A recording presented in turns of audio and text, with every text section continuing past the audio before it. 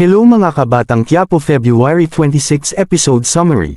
Sa City Hall naman ay tinawag ni Jackie si Roberto at sinabi ni Jackie na pagbigyan natin ang idea ni Miguelito na si Tanggol ang dealer ng drugs sa mga kabataan.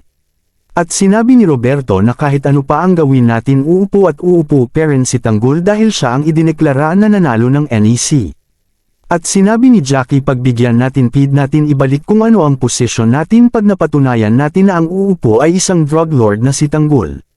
At sa selda sinabi ni Takandeng na magiging okay din ang lahat at mabibigyan hustisya ang pagkapanalo ni Tanggol.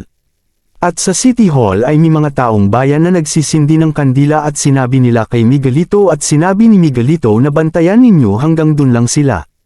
At sinabi ni Miguelito na kuya nagsisindi sila ng kandila at sinabi ni Roberto na palabas lang nila yan para makita sila ng mas nakakarami.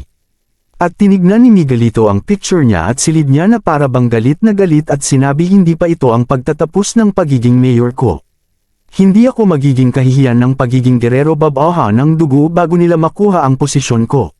Sa lumang building naman sinabi ni Tanggol sa mga pulis sa daan asan si Enteng at sumagot ang isa Tanggol at nakipagpalitan ng putok sila Tanggol at Ramon. At nabaril ni Tanggol si Aling Nena at hinabol ni Tanggol si Rigor, tumakbo si Rigor sa daanan sa likod at tumakbo.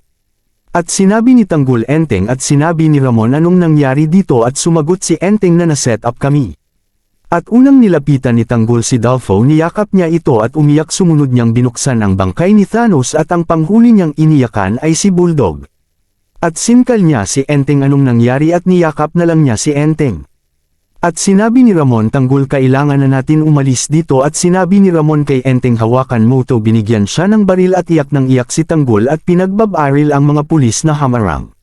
Hanggang sa nakababa na silang tatlo at nakisabay na sa mga nas ayaw at nagkagulo na at nagpalitan ng bar ilan ang mga pulis at sila Tanggol.